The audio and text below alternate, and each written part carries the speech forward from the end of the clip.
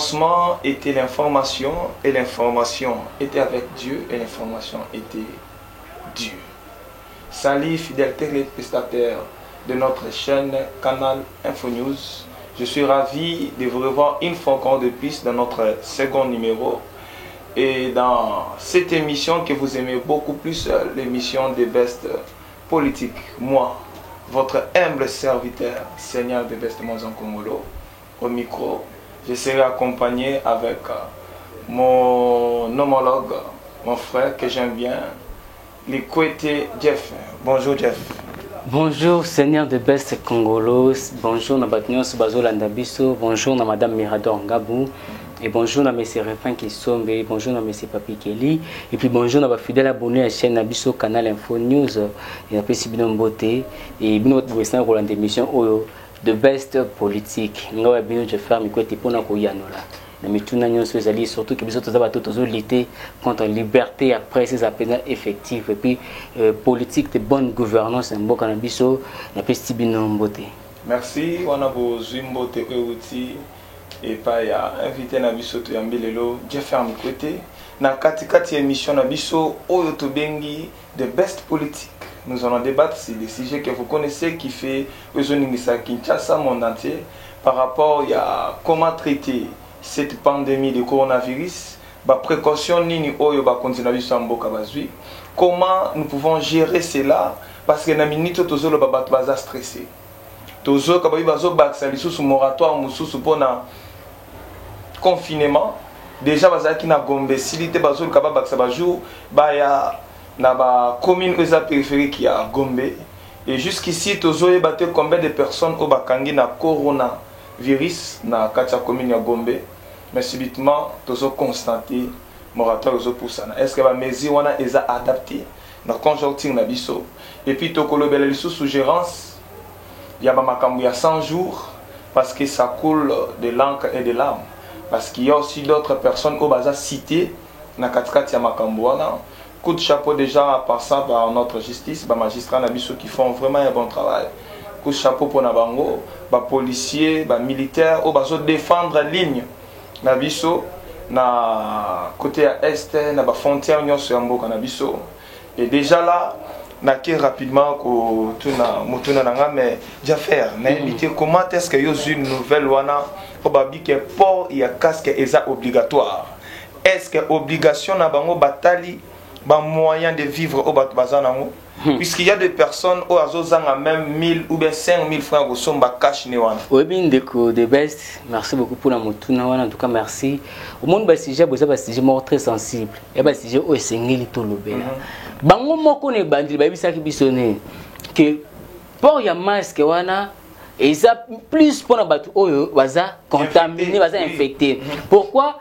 Tant on a toussé, à tousser na kati ya kasi et puis c'est un usage unique. Exactement. Donc après avoir utilisé yango au salini au boaki. Mais c'est quand on va utiliser est comme obligatoire. Donc on a moins obligation. Donc aux obligations, ils ont une mesure oyaka na simana yango. Donc surtout que pas l'état, c'est qu'il y a une mesure oyaka na simana yango soit ba kokanga yo, soit au foot amende, soit ba makambebele au salawana. Lelo oyo vu que congolais alors que non kolata masque est obligatoire obinde ko congolais loka sali casque oyo ndako côté kata mususu 200 francs 300 francs mbala moko majoration après salimi et comme 3000 et comme 4000 donc et dépend de kaka na commerçant nde balobaka donc mutu muso ko tekango 4000 mutu so ko tekango 5000 papa nanga de best ndeko na biso zolanda biso président biso Fachi ngalobi boy 5000 francs pour la somba kaka cash né hein ekolo ya fufu commune nous combien Kopa Mario c'est combien nous combien papa na muku na tongo na se retrouver na 5000 francs nazana bana nazana mwasi il faut to la bakash ne wana na osala nini na somba kash moko to kata ngonda mudamu ngala lati mona lati madame lati to ndengene et là mususu na papa na sali constant lelo ba congolais biso moto ko fabriquer ba cash ne ya modèle na biso mais ce qui m'inquiète c'est que est-ce que ça na garantie pour na ko protéger biso contre coronavirus. Les problèmes où la question était déjà dès le départ. Tant que casque banda ko se protéger nango. Est-ce que ezalaka médicalisé question mark ce que ezalaka nango médicalisé te donc rien n'empêche aussi c'est pas aussi mauvais que ndeko moko ya couturier asali pe cache ne na ye akomi pe koteka oui mais na te kolanda na YouTube balobi cache ne wana il faut au moins na 4 couches so ça cache ne oyo bandeko bazosaka na ba cité azuka kitendi kaka moko ya liputa asangisi kaka asali soki ndenge nini papa. Et puis, attends, na coin, à ça, le commerce, na période où il y a confinement, maman se commis passi. De katali, oh, moi, les poutes, les alina, tonga rapé. Akati, moi, les poutes, anaïs. Atongi, les poutes, sur les arraches, 3 mètres, sur les combien, maman, bat, sur 2 mètres, maman, ou l'andangai. Sur la casse, katangonda, mouna, mais c'est un monsieur, 30 ou 50 cash né. Papa, bêta, c'est 50 fois 5000. Azana combien? Beaucoup d'argent. Et comme moi, période où il y a confinement, il y a un money. Cash ne wana écrit ce problème la carte à Kinshasa. Problème wana ba cash ne. Oui, obligation. Tous en texte africain. Pourquoi pas l'état na biso? Avant que na texte africain. Asa ici ba roulo ya maputa. Ba betata dans de gouvernement central de Kinshasa. Ba betata bongo. Na sunni le moment nazoyo kabalbi congrès fo salima. Est-ce que mbongo wana congrès ba ko zomote ba papa éradiquer nano likambo ya coronavirus parce que ba député bazolinga congrès salima po baliamba ya l'état c'est ça ba commission na bango. Pourquoi ne pas réduire ba biko bon tu as combien de députés tu as autant de députés tu as combien de sénateurs tu as na autant de sénateurs voilà un sénateur moi faka à combien 3000 dollars na 3000 dollars na tokati 1000 dollars 1000 dollars 1000 dollars 1000 dollars ba ngata 2500 dollars ba ko linga te papa mais niveau ba sala congrès te na mandat ko koleka oya Joseph Kabila batina no banani baza pour que ba matia ba fonctionnaire salaire député nango tombola loboko mona mboka c'est pitié so na ngo linga ba kati 2500 tika na 500 et bon musani ni osala na Congo musani osala ka po ba poussa par exemple makambo épidémie dans le osala ka po bo komi bo fandi bo sangisi maele papa ba yela na politique pour s'enrichir te ba yela na politique pour s'enrichir ko vimisa mabumu na bango kokoma na ba 10 bureaux kokoma na ba 15 bureaux ba milliards ba leka suna nzete ba kuma ya bango to mona ka bango ba leka ba koma sa ba mituka ka filmer côté mzonga na mituka na place mulilo mona ka ba tia soit présidence soit assemblée nationale mituka ka côté msa mulilo là ba 4 mois ka ba na mike ba banda tiens à rappeler aux spectateurs que à l'époque effet Etienne Tshisekedi de heureuse mémoire lorsque à Briga qui mandat le premier ministre nous avions vu na kati ya RTNC na kati ya palais du peuple il y avait mituka ya l'état au bazwaka babandaka kozongisa mutuka ya l'état ko leka air ya service donc 16h pile mutuka no ça n'était fait dans le l'état mais lelo c'est déplorable 23h au moins la mutuka ya l'état bien matricule à l'état soit présidence na moi point mo boywana na moi kanyo mo boywana donc et comme hôtel et comme mutuka ya l'état et puis batabo so pas longo na musala ya l'état azong sarate et comme ya alongo li plaque net mikoto to mususu asara ne suna présidence té le quoi ça na mandat o ya Kabila alongo mais a garder toujours plaque wana pour nini trafic d'influence. Non mais quand même il faut te souligner pour l'ex-président de l'Assemblée provinciale azong sakimi tuka bon monsieur Godem Poyazo qui nous là en tout cas nous saluons to saluer actuellement bata bongo ne tozana posa ozomona ata yibaki na mbongo l'état mais mutuka loko ba pesa ki azongisi mbongo yibaki ndasali asoma ne mituka mabete ndeko nanga the best monza Congo te wana place wana photo notifier mbongo ya l'état eza pona l'état bana mboka nyonso fo bazo yango mais ndenga ki muibité quand même kozonga ndenga ki muibité mbongo net 37 millions de dollars on de confiter caméra ji ben si que bon yepe entre guillemets nationalité pesa ka douter zeba iba pete ça za pe mona mboka bon tout année tazaki mwana mboka soka zui est-ce que azolo na ndenga malamu eza ba opinion nanga ce sont que mes propos ça nanga ce moi s'il vous plaît est-ce que azolo na ndenga ya malonga de best non papa ça fait très mal non oyo ba preuve des alliés aza congolais jusqu'à présent a retiré la bon wana eza opinion na yo ngai na invité na ono apesa pe opinion na ngai ozomona bambongo wana oyo mwana mboka vital kamera yibi beka za pe mwana mboka entre guillemets et quand peut servir na ndenga mususu est-ce que le kolo za mwana mboka yango pession ndingisa comme on dit oyi bambongo l'état pour exemple papa oza mwana papa na bino na mama bino papa bomi mbongo pona ba projet ya famille yo loko za mwana oko yibi mbongo batika bon posaka mwana ndaku non mais alors mon frère Hein? Vous avez compris que hein? Nous sommes là pour dénoncer. Tozawana, non, je ne suis pas monté. Oui, des fois, on est monté. Tant que monde makambo. Oui, papa, est-ce que vous combien de jeunes il y a génération de bisous bamboka mususu sous d'autres cieux. Vous avez condition de ba vivre nango. Est-ce que combien de journalistes la génération de bisous de Tozabou. Tu sais dans quelles conditions ils vivent na bamboka mususu? Hein? Oui, pourquoi le presse est comment corrompu? Le presse est comme presse est comment instrumentalisé? Pourquoi? Parce que mbongo ya malonga zate, mutu se retrouver dans musala na ye. Aucun de enseignant. Enseignement malongate, mais moi nasuka a eu diplôme 60%. Tu sais pourquoi? Base des arts politiques. Osomona. Base des arts politiques qui m'a fait politique est côté si mais gestion makambu nyoso ya mboka et influencer mboka. Osomona. Omona commerçant moko bona marché. Azu aoteka fufu. Atalika fufu na somba ngo cher. Na kina ngo sena ko nikisa. Na salibo na somba ka ngo 100 000 dépense en sali salinga 150 000. Je me dis qu'on envoie normalement sur 180 000 francs. À l'année, dis-moi 30 000 francs, Nicolo. Mais 30 000, et ça mouké. Azu Ecolo, à Tsango Moto, à condition. Et quoi, ni mouké? Abi Misaka ka bénéfice. Papa. Je sais pas comment on double Nicolo na 4 fini Nicolo.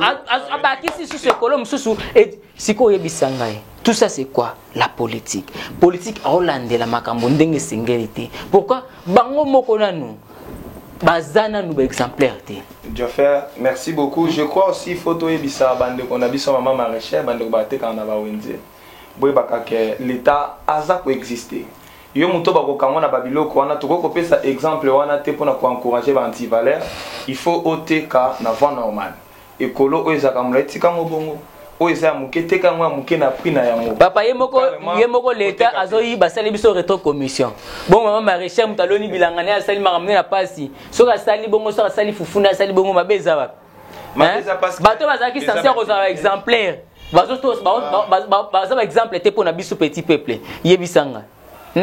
Ndeko mo ko ndima ba engagement na yo ya kozela ba vaccin po be na suka ba pesa 47 millions ba pesa 30 millions pona bino bat bondimi ko za candidat yebisanga ndeko azana se arriver au sala nini mutu na mtoso luka intérêt na ye ba politicien lelo ba est-ce que na Congo o jeune so mona ke no poza la na mbongo face à ka politique.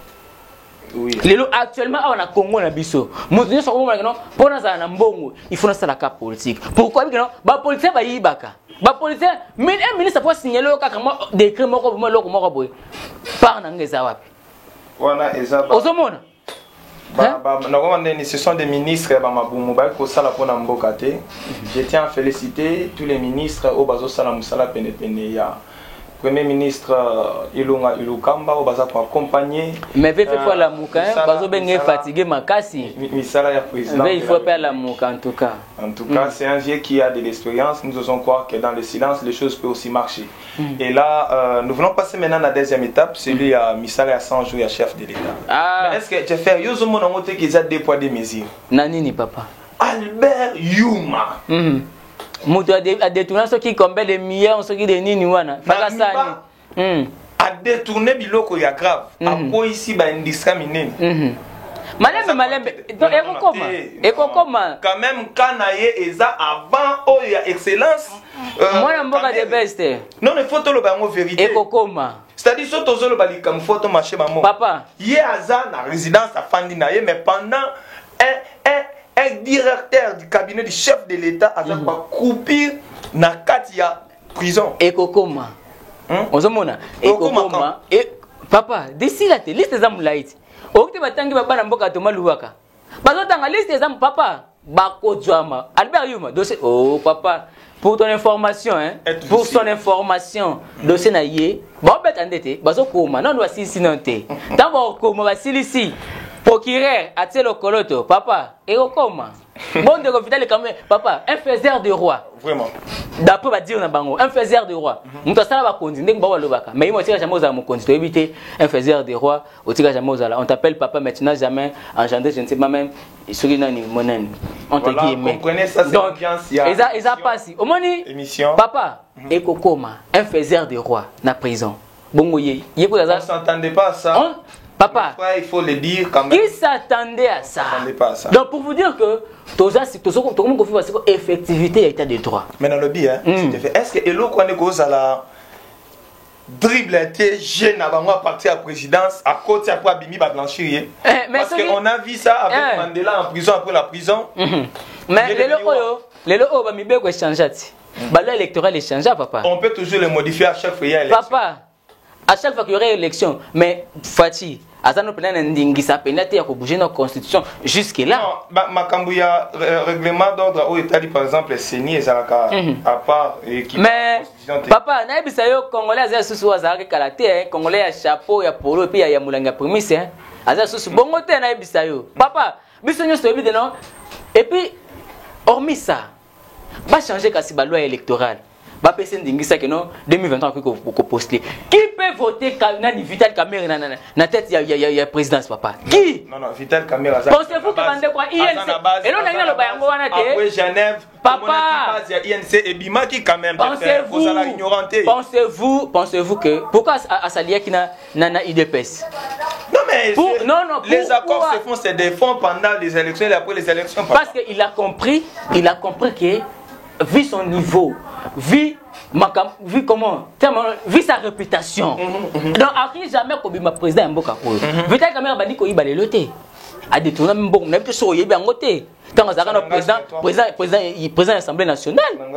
Ozomona. Donc pour faire blanchir Vital Kamera est là. Eza Moulayi. Donc accompagner pourquoi il fallait qu'à Diembe la Félix Antoine Tshisekedi Lombo va créer cash pour se retrouver dans Simanango et puis on l'appelle va rebaptiser sous faiseur de roi. Papa. S'il faut na bakso moi ma futa mukena munongo mo ndé balobaga. Oui, les Kambasséni, petit lot aux suite. Il fallait qu'il va changer déjà bureau en mobile. Mais il le lot change mais au salle matin, seigneur Zolé là. Bas c'est là. Fouti bangote, basa impayé, après balon faut pas fouta bango. Bas la kimia. Comment ni confirmer au policier mususu ba CP là. Ah, confirmer vanda kakapo, ba juge va tindre la biso invitation te papa.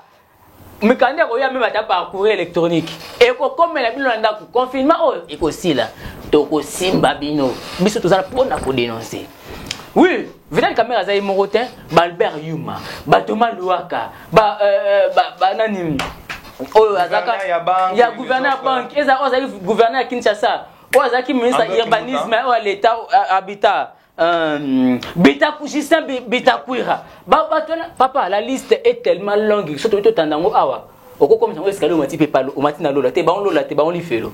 Papa, bako kangama en cascade.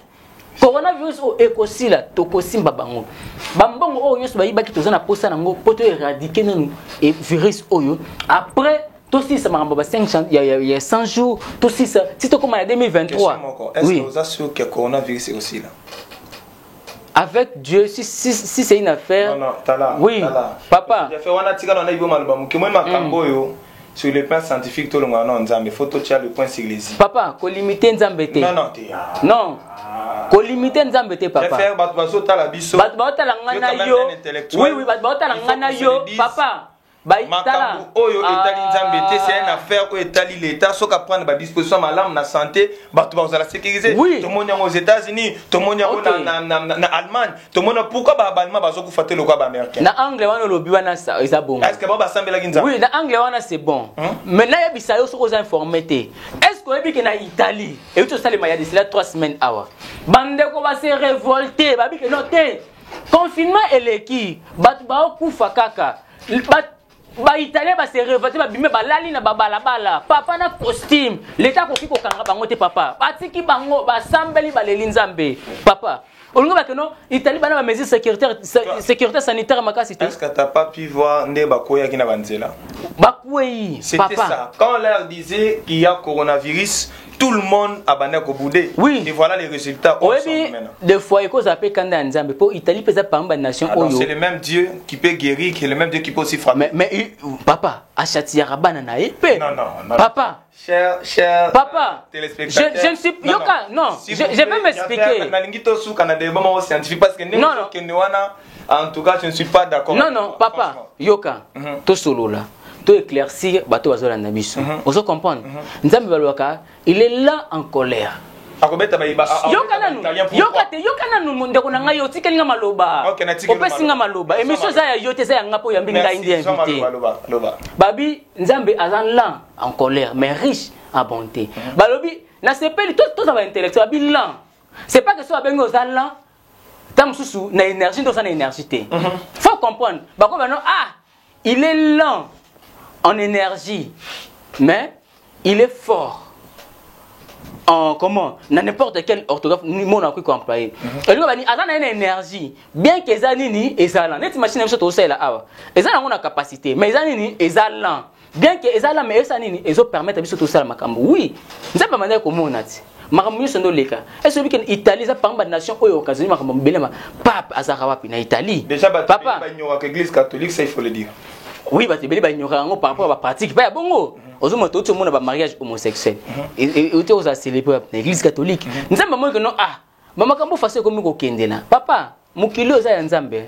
Aujourd'hui, une affaire scientifique. Pour que moi on scientifique, ça me doit passer bateau, on a dit bosso, bimsa moana, maïe les poils bateau scientifique. Ozomona donc et là ko te ko salema ça ki nzamba yeba mon papa nzamba zozongisa musuni na mukua yo so boye pour na faire scientifique. Merci fidèle papa émission de Best Politique vous avez suivi Oza ambiance il y a émission vous avez senti que Dieu fait assez déchaîné à la suite de quoi Dieu est capable sur ce point là en tout cas merci beaucoup mais tout tu comme on a ba nomination que le chef de l'État vient de faire. Commentaire non c'est ça tout le monde est notre papa monsieur monseigneur Fridolin Ambongo il est pas où tu brigade tâche moi au Mokonza Pessi. Oui. Est-ce que c'est pas anticonstitutionnel de créer une brigade à part que l'État tient à l'institution? Non. Oui, politique est dynamique papa. Ozomona. Moni politique a une raison nango.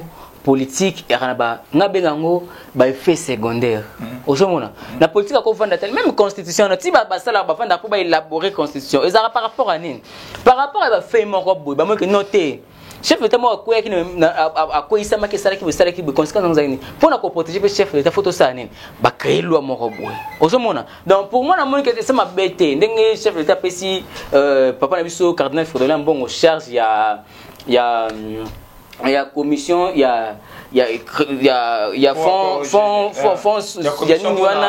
il y a coronavirus wana et ça m'a bêté ba papa to épiscopal ndé ba sala makamna bango ozomona ba sala to tambula kana li même et puis na droiture mais ko bo sanate bango ba za na muto a gagner l'élection bon omoni na matière élection na ya boire ya manger actuellement chef d'état actuellement on a un pouvoir il ne doit pas m'bousa biso ozomona donc quand nous lobaki on n'a pas le temps de finir dans le passé on est comme déjà passé pour la minute tozo sur ngana yoboye mon mboka Martin Fayulu na PC mbota kangami kuna na États-Unis il ne s'est pas rentré mais na yebi que même ça la combat na ba ndi ah ça on via réseaux sociaux papa ah ça ta via réseaux sociaux yeah afandi kuna zotinda ba sani na gisasa ya lobani bon makambo utango elekaki ndeko Vital Kamerhe ya lobaki mona mboka Félix Antoine Tshisekedi Tshilombo azana part ya responsabilité politique na kati ya makambo wana donc tango bidaki part ya responsabilité politique est-ce qu'il dit que chef de l'État a voulu qu'on nomme un étranger na poste moko stratégique ya mboka na biso oui nayebi les noms m'échappent oui ça a suscité beaucoup de bruit mais ba minimiser mayele ya ba éminent professeur le roi Zolo Bambi c'est pas papa minimiser de personnes le rôle les mecs que mou kendi wa uti ko kendi de reste papa minimiser papa grand professeur na biso bazana lu volume papa minimiser bande ko na biso ba ingénieur bazana isa minimiser ba avocat na biso jusqu'à ce que nous reçoive vraiment un étranger au tient na poste comme clé ya mboka na ko koloba na ko manyela bat bolanda biso bayoka papa Vous êtes des best politiques. En tout cas, je salue Penza ba éminent professeur Yamboka na biso. Mais est-ce que tu sais que ba éminent professeur ne ba batsa les lo pays na biso na kata kao par Joseph Kabila. Joseph Kabila travaille ba éminent professeur ya Congo oyo. Avec quel bilan? Ndeko tanga papa ndeko tanga kombo Luzolo Bambi. Tam so ba est-ce que ndeko Luzolo Bambi azaki ministre ya justice. Oui, akangaki. Oui, akangaki oyebi kombo ne ba pesa ka ndeko Luzolo Bambi. Kombo nini? Papa Windows. Oyebi Windows yengo sani. Ba fenêtre na ba porte belé. Akangi koto yo abimi koto. Ba yebisanga bato belé o ndeko Luzolo Bambi akanga suka na bango zakani. Ba kene makala. Apo makala. Mais soko au purger pena yo. Papa. Papa, quand on a vu ça, ce ne sont pas des exemples dans Mboka oyo. Ba éminent professeur oyo Kabila travaille na bango. Papa, bilan nini o Kabila tiki. Na otangela tozi quand même constitution libé ko. Papa, bilan oui. constitution ezokamba biso tokolia kaka buku te là tozalaki d'abord na banzela mingi te mais quand même Kabila a prolongé banzela mosusu oyo esukaki na nzela lelo mpo okomi kokende bakongo bandudu na facilité toloba quand même bosolo na bakongo awa mpono okoma bakongo tosala ba 7 jours bandundu na parlant même pas banzela wana libulu wana ya monene nde babenga grand libulu nzela wana ya mai ndombe koloba même pas ndenge bande kobuka na pamba quand même a facilité banzela mosusu même si asali nyonso te po osala papa po osala 3 jours okoma na mboka na bino kuna kabe ya kamwanga kuna na mboka na bino baluba papa tenga na zamu ta chilenge poko mana chilenge kuna okinoka na makolo ko babongisela nzela fo moyen de transport pezala te papa il faut moyen de transport ezala papa nzela ezali babiloko au moment où nous parlons dans la période de confinement les gens meurent de faim mais biloko ezana la province kuna na chilenge kuna ezana bakabe ya kamwanga mais comment est-ce que zo koma lisusu awate l'information d'après les mesures que le président avait prises il a été dit que ba mituka cargo ko wana tomoni yango wapi si ezoya tomoni yango soko ke na parking o ya ya truc ya Selembao monango oke na parking o ya rond-point naza journaliste investigation netio OK Deko de best oyo ndenge tozolo baboye de best kingasani ya suka tu verras de best voitures ou bien encore des camions qui passent mais pas en grand nombre c'est best nasalaka investigation étant que journaliste papa na Kinshasa superficiel Kinshasa non combien Kinshasa lui seul étant province ils en ont combien c'est à peu près 14 millions d'habitants sikoyo tozana combat disponible combien de mituka oyo lobiwana mais s'il faut le dire l'état vraiment ça a mis tout comme minité ce sont des particuliers donc pour dire que ba éminent professeur au va travailler na Kabila basali eloko te pona zonga na question so ba que non azani ta minimiser ba professeur na biso pona kende kozwa ndeko wana libanda oui même ngana zalaka de cœur que mon mboka Félix a créé sous commission moko boye papa au moins sous commission et banda ko mener enquête moko hors caméra CPC droit en interne créé papa sous commission non yokanga nazo silisa non dit le président de la République agira il faut alandela par principe selon liboko likondi ya papa il ne peut pas kobima libanda nalobi zela il faut soka ko créer ça doit être nalobi zela fond ya solidarité o akti ko créer awa pona ko éradiquer virus Ebola fond wana zela ezana kata constitution si ezala na ba prévention bazwaka moto ba fotaka budget il y a départ ya bambongo bachango panzi dans les okazu ndetu eza okazu ndesko basaleli ba principe mais c'est que dans les okazu wana lobi tanga monika non mboko to tambola na nyamu akosala nini est-ce que tu ne sais pas ça c'est une autre forme de la justice yana lobi te papa la batu moko boyo oyo baza répertorié te na liboto non na lobi ba travailler ka sous ordre na yo vous ne voyez pas que c'est la dictature Eza na benga ngoni sous commission. Oui, quand on dit les sous commissions, donc non, quand je dis sous commission, donc il y a déjà une commission directrice et puis il y a une sous commission. Donc c'est ça. Bazo travailler na banani. Papa, chef d'État yé moko ko désigner, a désigner monsieur Fredolin Mbongo à travers la carte il y a fondation. Est-ce que oyebi que M. Delis Sanga a interpellé le chef de l'État Félix Antoine Tshisekedi dans l'article 19 pour le dire que a créé commission ou sous-commission à part la direction où ils ont déjà établi dans la carte de l'Ibé Kolikonzi. Oui, Bandeko Delis Sanga bazana notion moralité au pesa batuté. Toyebi bandeko ba Delis Sanga basala na mboko ba mabaloba na mbuka oyo toyebi bango et puis toyebi tendance politique bandeko Delis Sanga donc il y a un lobby toyebi tendance na bango donc il n'a pas de notion de moralité au pesa batu papa on connaît tous ces politiciens là donc Delis Sanga azana notion de moralité au pesa mututé ozomona donc bazana loko ya kopesa yem sanga ozaki na côté olongwe côté yo moko na ozana instable na carrière politique na yo et puis quelle leçon ozana pour na pesa batu. Quelle leçon? On papa des best. Quand même, tout ça, quand il y a plateau, il y a des best politiques. Faut sur la makam, il y a des best pour avenir. Gouverner, c'est prévoir. Bah politique, jusque là, personne n'a papa. Bah ça la politique, bah embrasser ma carrière politique, hein. Mais bah ça projet d'avenir. Une fois que nous on a na tête il y a pays, non ça la boy, bah ça ce sont des opportunistes. Bah c'est la politique par occasion. Merci, ce sont des opportunistes comme au Hollanda. Diazar Miko était invité na biso. Il y a émission Oyo Bozolanda Mingi Makas partout dans le monde des best politiques. pour ça que vous allez présenter par moi-même votre humble serviteur. Seigneur des bestes mondes en Congolo, na sepeli makas tozo koba, mais si ko tozo bali kamu ya prévention ngo lobi ke poli kala mingi te mbule utiko beta semaine autre aussi là. Bande ko bele ba kufi jusqu'à présent, li boulot oyo fonga ba côté ba campus kuna na ba na trick. Na ba nanzela intendance wana ba mabulu wana na ba côté ba se wana ba érosion jusqu'ici ba chinois ba kata misala bazo continuer te. Comment pourriez-vous expliquer ça? En tout cas, ça passe. Voilà pourquoi le chef de fois créé sous-commission, papa. Sous-commission, ils apprennent à mener l'enquête. Ce n'est pas dans le mauvais sens que non, là pour dérégler des comptes personnels. Non, pour mener l'enquête. Si seulement il y avait une sous-commission, est-ce que bon on va passer ça comme on a fait caméra lia pour nous mixer à 100 jours? Est-ce que n'a passé simple? Et il y a qui était.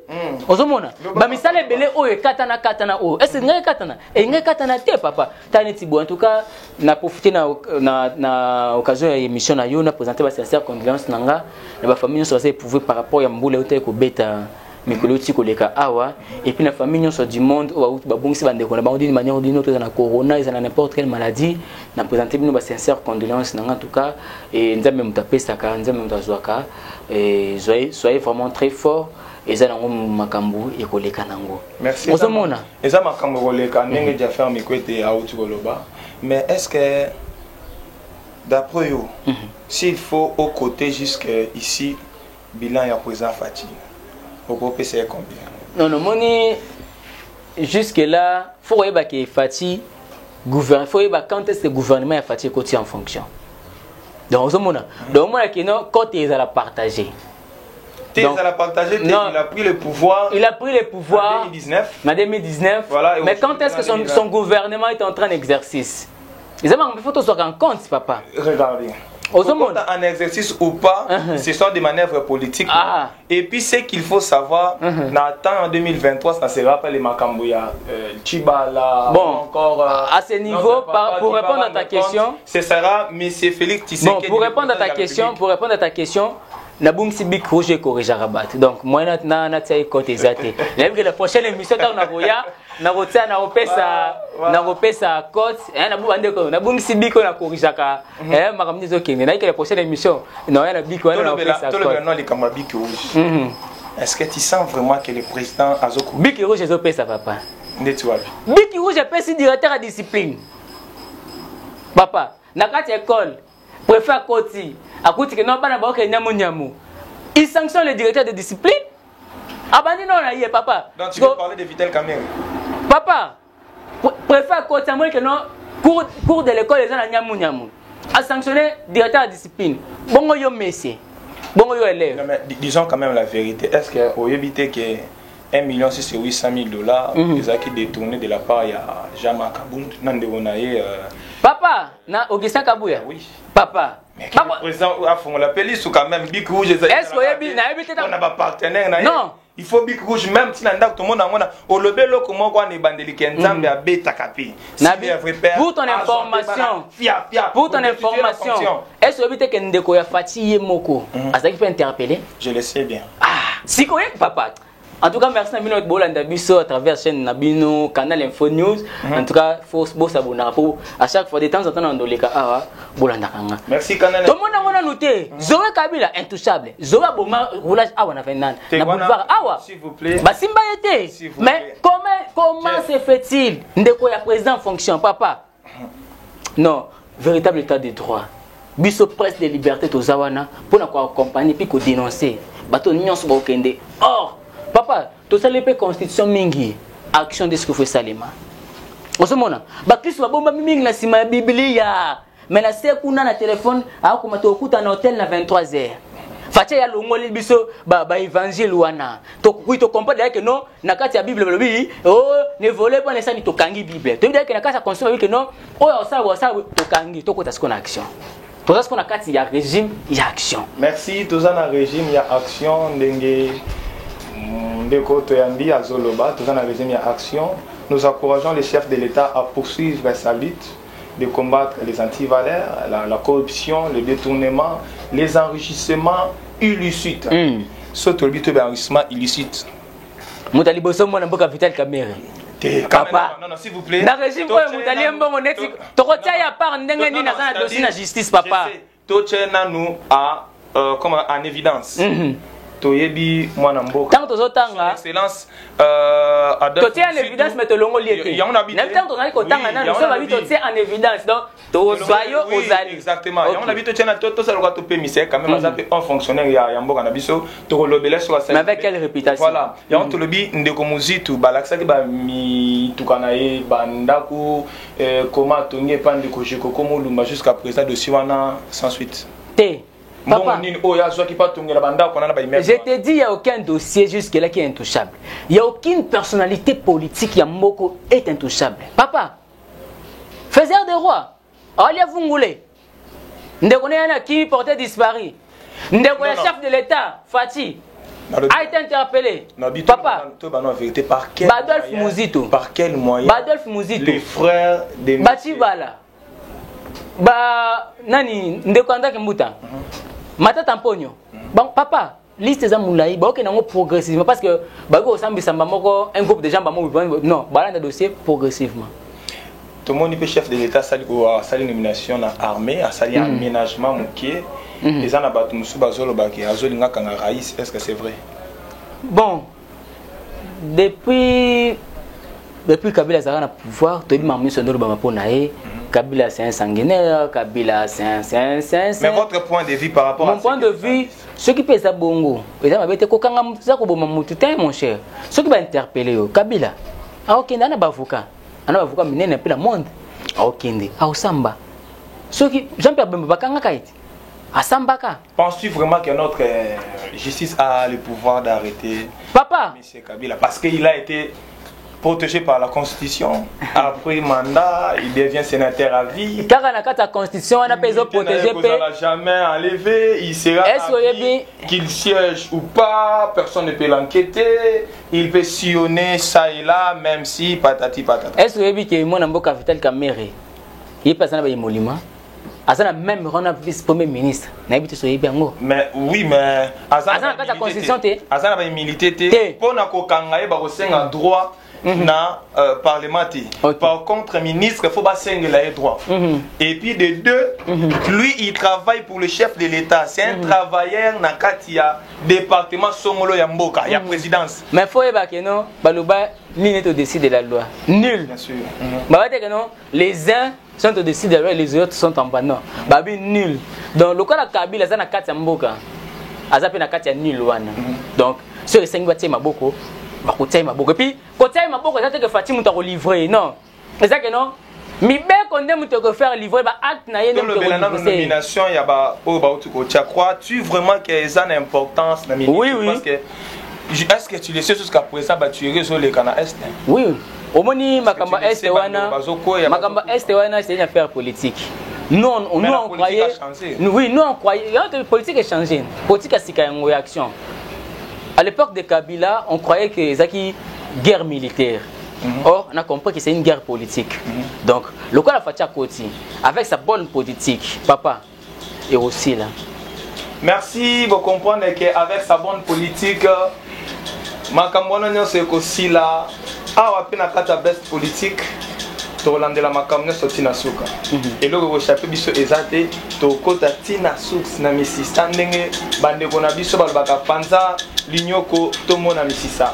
Awa siko pona ko chité na ebité liloba na yo ya suka e goko salani peut-être suka sope goko ya. Liloba nga na suka na ba congolais nyoso to lamuka to tika ko pesa ba politiciens opportunistes pouvoir ba politiciens ya libumu pouvoir pour baronyo ko la kaka biso to kosenga na ba congolais nyonso éveille à conscience ezala tala nani ko voter na 2023 et belé to voter que belé to pesa ki ba kombo ya ndenge na ndenge to yebi pesa ni batika ki biso Fatia ye to accompagner Fatia na visionnaire ce qui peut Fatia okende pe libanda il y a intérêt à la population il y a intérêt à peuple congolais to kotia pe libanda pour peuple mokonzi. Merci wanezala ki maloba ya suka ya ndeko na biso Jeff Mikwete tozala ki vraiment na esengo a on a katia de best politique koyamba notre confrère Jeff Mikwete Ouasali analyse naïe ou l'équipe malamu. Merci na bande nyonso o balandi biso de partout dans le monde, na Allemagne, na France, aux États-Unis, en Afrique, en Europe, partout. C'est bien votre frère, Seigneur de Best en Congolo.